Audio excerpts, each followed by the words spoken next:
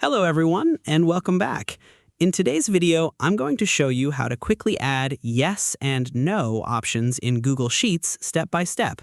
This is a great way to make data entry faster and more consistent by allowing users to select from a drop-down list instead of typing manually. So let's get started. First, open Google Sheets and select the spreadsheet where you want to add the yes and no options. Next, highlight the cell or range of cells where you want the drop-down menu to appear. Once the cells are selected, click on Insert in the top menu. From the drop-down menu, select Drop-Down.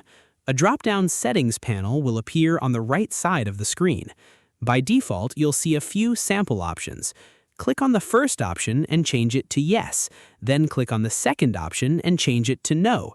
If there are any extra options, remove them by clicking the delete icon next to each one. You can also customize the colors for the yes and no options if you'd like. Once everything looks good, click Done. Now click on one of the selected cells. You'll see a drop-down arrow appear. Click the arrow and you'll be able to choose either yes or no from the list. This is especially useful for attendance sheets, task trackers, surveys, approval forms, and many other spreadsheets. And that's it. You've successfully added yes and no drop-down options in Google Sheets. Thanks for watching this video.